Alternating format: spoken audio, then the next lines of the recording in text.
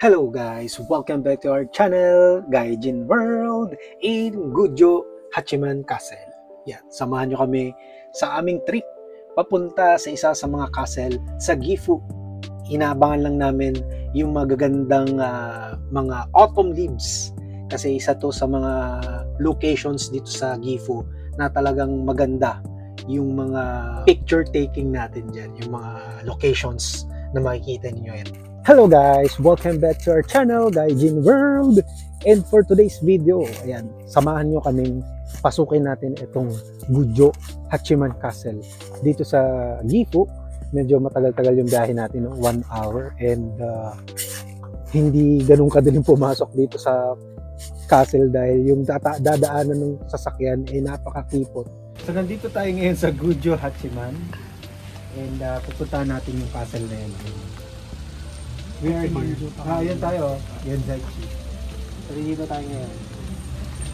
Kaya pala doon sa Google Maps, merong ganyan, oh. Zigzag. Tandaan na natin. Babaan mo tayo sa zigzag.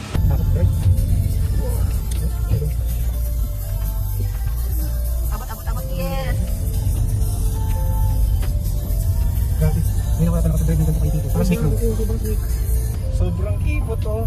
Kasi konti lang malalaglag ka na. Experience. Wow. Grabe ang galing mo magliko, bro. Perfect turn. Pasado ka na talaga sa diving school. Ayun eh. May foreigner. Sumimasen. Wow. Oh, talagang parang dumaan talaga kami sa Snake Road, guys. Kung alam niyo yung Snake Road sa Dragon Ball, napakakipot ng daan na halos talagang saktong-sakto lang yung sasakyan namin. Kung ano yung dinadaanan namin, napapaakyat kasi medyo matarik yung daan. Ano naman masasabi mo sa experience? Yan talaga yung totoong Snake Road papuntang castle. Napaka-kipot ng daan. Yeah, punta kami sa castle doon sa taas ng hill. Medyo maulan nga lang nung time na yan, pumunta kami dyan sa castle. Pero napakaganda guys ng dadaanan ninyo. Kita nyo naman, parang mga nag-aapoy yung mga trees. Di ba? Para silang mga sobrang kintingkad ng kulay. Hindi hindi yan inedit. Talagang ganyan ang kulay niyan dyan guys. May orange, may yellow, mayroong red.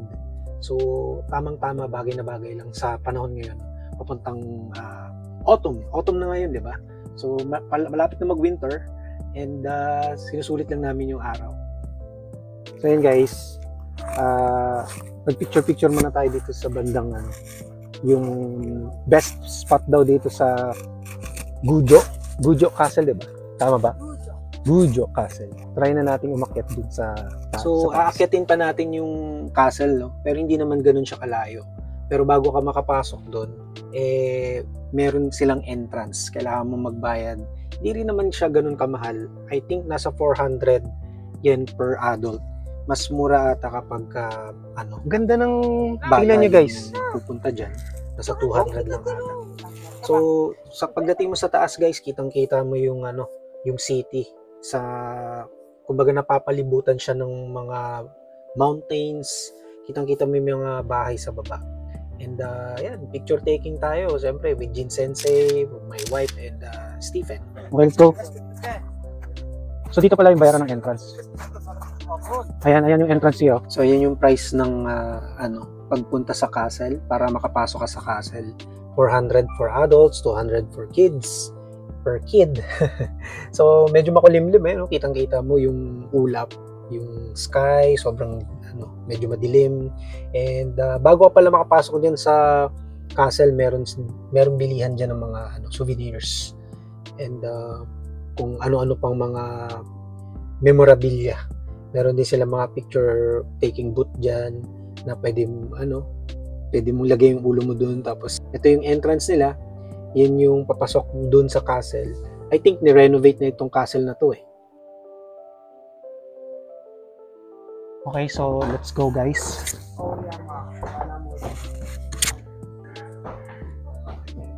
Ayan guys, so meron tayong makikita ditong mga miniature or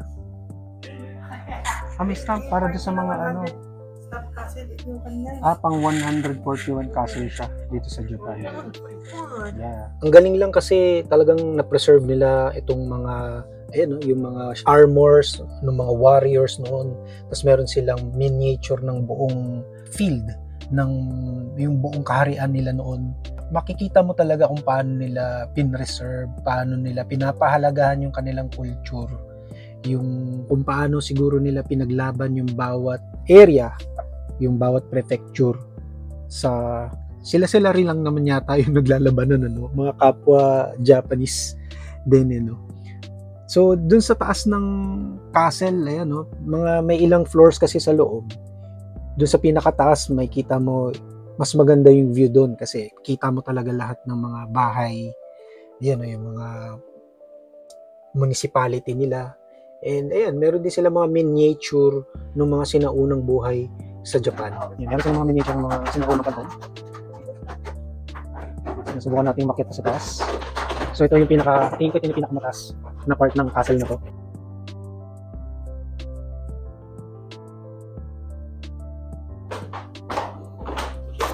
Ayan guys, nakita na natin. So, baba na tayo.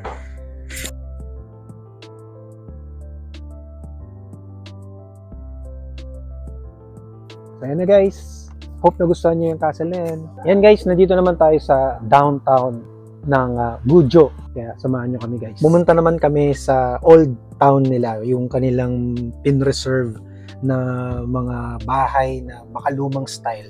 Kumbaga, old Japanese styles na ang mga houses. Magandang maglakad-lakad ka dyan guys kasi talagang maramdaman mo yung scenery. Sobrang parang nandun ka sa makalumang panahon, nasa makalumang Japanese era, kumbaga. Tapos nandyan din may madadaanan ka mga shrine. Kakaiba lang guys kasi nung pumunta kami dyan, walang katao-tao talaga. Napakabihira lang na makakita ka ng mga tao. And halos kami-kami lang. Talagang siguro nagkataon lang din nung time na yan. Dahil maulan din. Hot spring watersheds in Osakicho. Nag-enjoy din naman kami. Mabuti na lang hindi pa ganun kalakas yung ulan. So kung saan sa kami naglalakad-lakad dyan, naghanap kami ng mga area na pwedeng pagpicturean. At nakakita kami dahil sa gutom namin, nakakita kami ng masarap na ramen shop. Sobrang affordable guys. Kain tayo ng authentic Japanese ramen. Eat guys.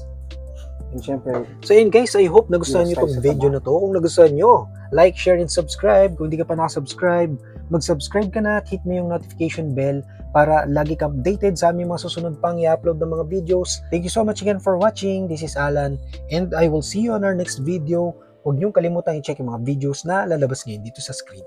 Bye!